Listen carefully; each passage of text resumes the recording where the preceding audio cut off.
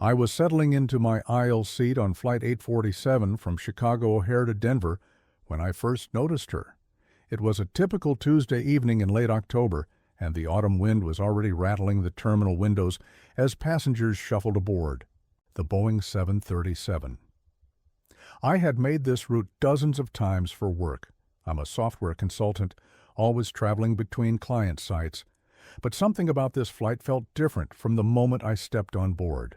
She was maybe in her early 30s, with shoulder-length brown hair that looked like she'd been running her fingers through it nervously. What caught my attention wasn't just how lost she appeared while checking her boarding pass against the overhead bin numbers, but the way she kept glancing toward the cockpit door, with an expression I couldn't quite read. Anxiety? Fear? Something else entirely. "Excuse me," she said to the flight attendant, Sarah, whose name tag I could see clearly from my seat in 12C. "I need to speak with the pilot before we take off. It's important." Sarah, a veteran flight attendant with graying hair pulled back in a neat bun, gave her the practiced smile that airline staff perfect over years of dealing with nervous flyers. "Ma'am, the captain is preparing for departure right now. If you have concerns about flying, I can—" "No, you don't understand." The woman's voice carried a tremor that made several nearby passengers, including myself, look up from their phones and magazines. "I really need to speak with him, please. It's about the flight." I watched this exchange with growing curiosity. In all my years of business travel, I'd seen plenty of anxious passengers, people afraid of turbulence, those who needed extra reassurance. But this was different. This woman wasn't displaying typical pre-flight jitters. Her hands were steady as she gripped her boarding pass, and her eyes were sharp, focused. Whatever was bothering her wasn't fear of flying. The plane was nearly full now, with only a few stragglers making their way down the aisle. Outside, the ground crew was loading, the last of the luggage, and I could see the fuel truck pulling away from our wing. We were maybe 20 minutes from pushback, and the familiar pre-departure routine was well underway. Sarah looked uncertain for a moment, then nodded toward the galley. "Let me see what I can do. What's your name?"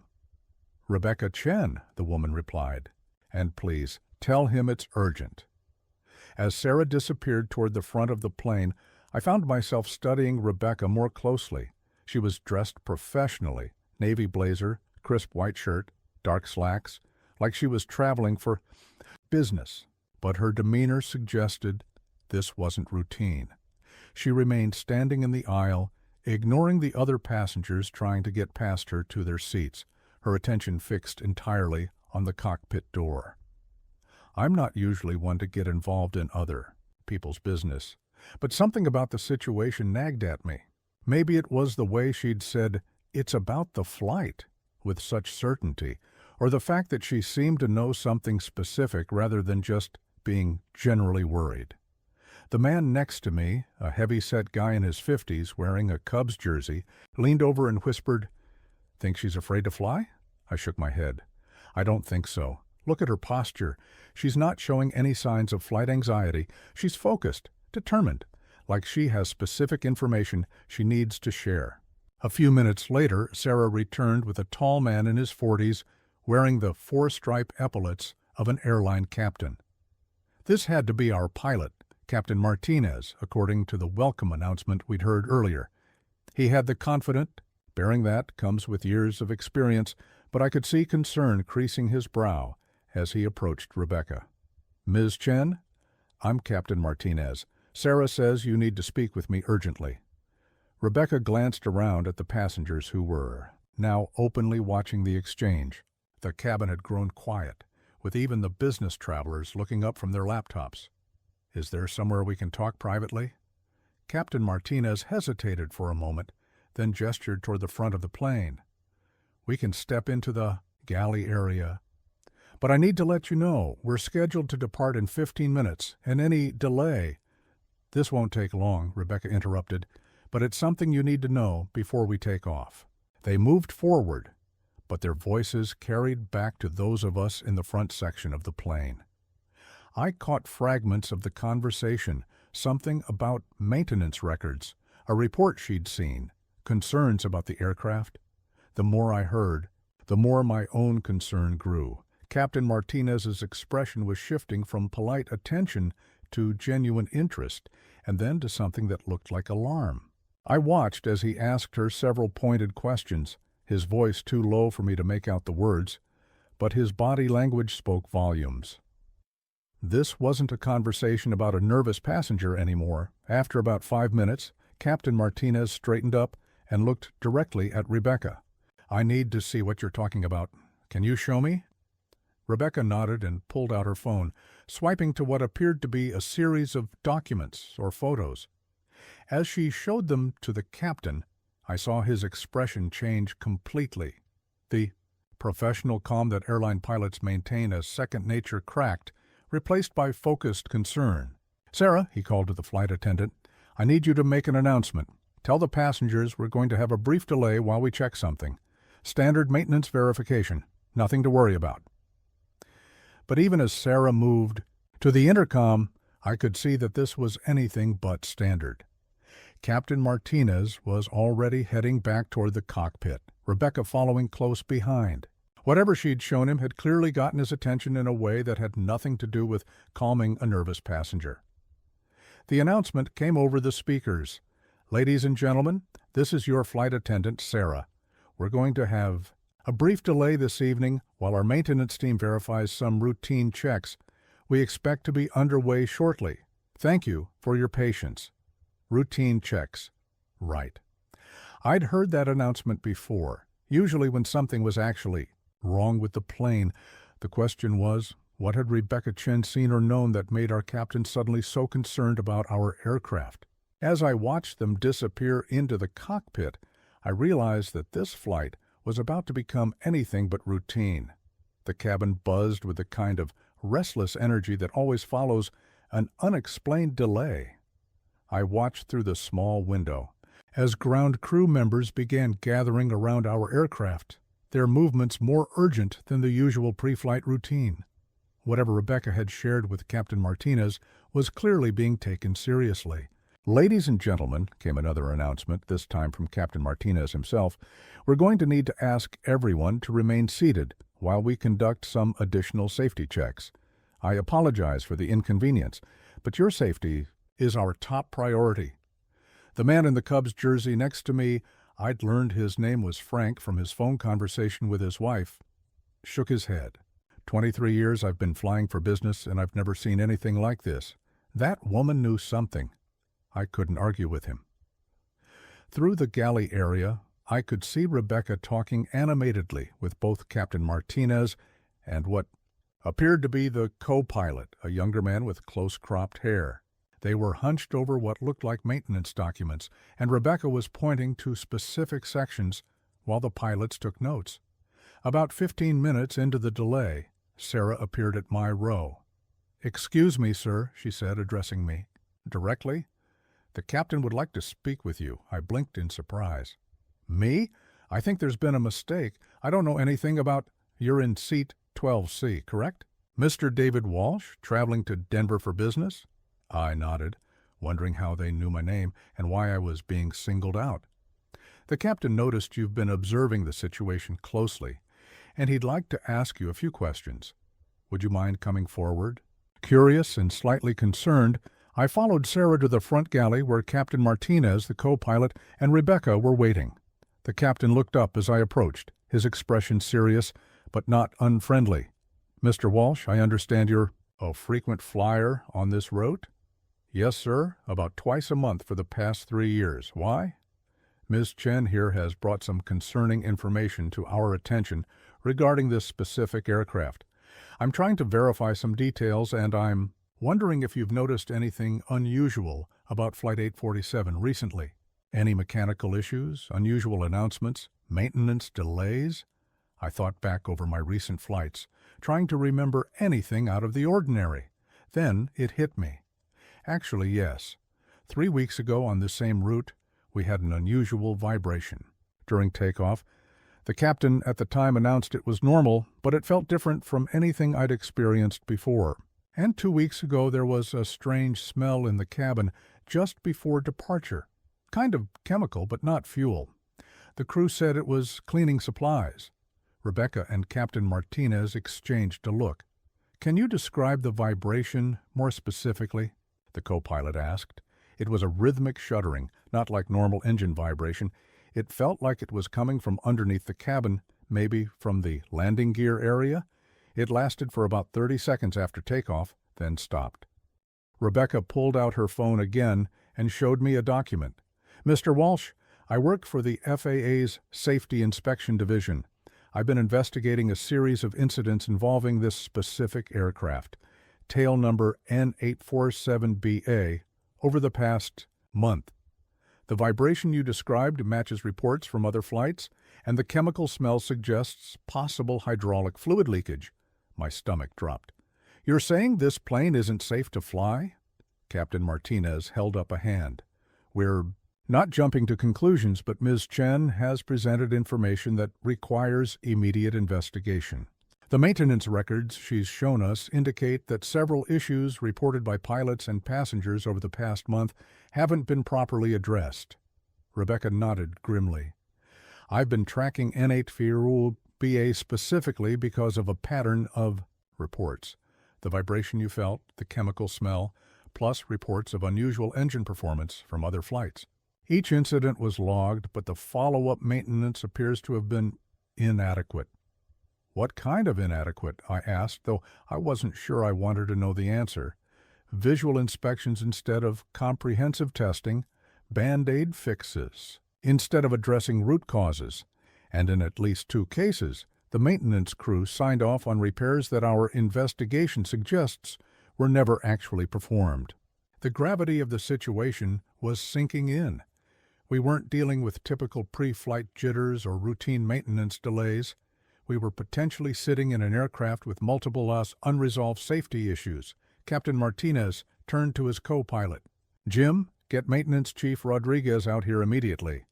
I want a full inspection of the hydraulic systems, landing gear mechanisms, and engine mounting points. And get me the complete maintenance history for this aircraft for the past 60 days. "Sir," Rebecca interjected, "there's something else. I've been in contact with the Denver office, and they're dispatching a full safety inspection team. But more importantly, I have evidence that suggests this aircraft should have been grounded pending repairs 3 days ago." The captain's jaw tightened. "What kind of evidence?" Rebecca swiped through several documents on her phone. "Maintenance Order 447B, issued last Friday. It specifically calls for comprehensive hydraulic system testing and potential component replacement before the next flight. According to the records I've accessed, that testing was never completed." "How did you know to look for this information?" I found myself asking. "Were you specifically investigating this flight?" Rebecca looked directly at me, and for the first time I saw something beyond professional concern in her eyes, something personal. "My brother was on Flight 847 2 weeks ago. He's a mechanical engineer, and he noticed several things that worried him enough to file a detailed report with the Airline Safety Office. When I didn't hear back about his concerns, I started digging deeper." "And what did you find?" Captain Martinez asked. "A pattern of deferred maintenance, incomplete repairs, and documentation that doesn't match the actual work performed. This aircraft has been flying with multiple known issues that should have grounded it days ago." Through the window, I could see more ground crew gathering around our plane, along with what appeared to be supervisors and safety personnel. The situation was escalating quickly, and I was beginning to understand why. Captain Martinez looked at his co-pilot, then at Rebecca, and finally at me. "Mr. Walsh, I'm going to ask you to return to your seat for now, but I want you to know that we're taking this situation very seriously. We will not depart until every concern has been thoroughly investigated." As I walked back to my seat, I could hear the captain on his radio, speaking in the calm but urgent tones that pilots use when dealing with serious situations. The other passengers were beginning to sense that this wasn't a routine delay, and Conversations throughout the cabin were growing more animated. Frank looked up as I sat down. "Well, what's going on up there?" I fastened my seatbelt and looked out at the growing crowd of maintenance personnel around our aircraft. "I think," I said carefully, "we're about to find out just how important it is to listen when someone says they have something urgent to tell you." The real question was, what would they find when they started looking? 2 hours later, we were still on the ground, but the mood in the cabin had shifted dramatically. What had started as typical passenger frustration over a delay had evolved into something closer to gratitude as word spread about what the maintenance inspection was uncovering. Watched through the window as a team of mechanics worked underneath our aircraft, their flashlights illuminating areas that clearly hadn't been properly examined in weeks. Captain Martinez had made several announcements, each one more sobering than the last, as the inspection revealed the extent of the problems Rebecca had uncovered. "Ladies and gentlemen, this is Captain Martinez with another update. Our maintenance team has identified several issues that require immediate attention before this aircraft can safely return to service. For your safety and peace of mind, we're arranging alternative transportation for all passengers on this flight." The announcement was met with a mixture of relief and concern. Alternative transportation meant we weren't flying tonight, but it also meant that Rebecca Chen had been absolutely right to speak up. Sarah approached my row again. "Mr. Walsh, the captain would like to speak with you once more, if you don't mind." I followed her forward to find Rebecca, Captain Martinez, and now a man in a maintenance supervisor's uniform deep in conversation. They looked up as I approached. "Mr.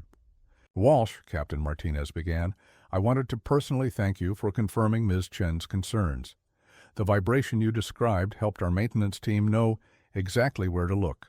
Rodriguez, the maintenance supervisor, stepped forward. "What we found is serious. 3 bolts in the landing gear were loose, tightened but not torqued properly 3 weeks ago. That's what caused the vibration."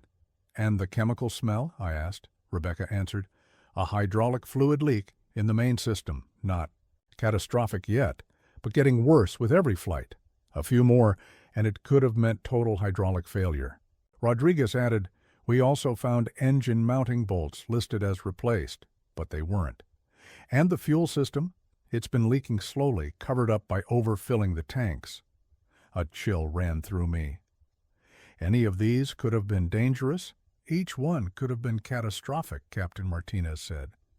"Together, it's a complete failure of our maintenance system. Ms. Chen likely saved lives tonight." Rebecca looked exhausted. "The worst part, my brother reported these issues 2 weeks ago. It got buried in paperwork. What happens now?" I asked. Rodriguez said, "This aircraft is grounded. We're overhauling everything: mechanics, tracking, documentation. Every plane maintained by this crew is under review." Captain Martinez added, "This isn't isolated. There's a pattern across multiple aircraft. But tonight," Rebecca said, "everyone gets to go home safely. That's what matters." As Sarah's voice came over the intercom announcing, "Ground transport and rebooking help," I walked beside Rebecca toward the jet bridge. "How did you know to be on this flight?" I asked. She finally smiled. "I didn't. I was flying to Denver tomorrow for a meeting about my brother's report, but when I saw Flight 847 was still flying, I changed my plans. I couldn't let it take off knowing what I knew." "You bought a ticket just to stop it?" "I bought a ticket to save lives." Frank, a fellow passenger, caught up to her. "Thank you, ma'am. I've got 3 grandkids waiting, and thanks to you I'll see them." Others echoed the same gratitude. Later, Captain Martinez found me near the customer service desk. "Mr. Walsh, your account is helping us uncover other aircraft with similar risks.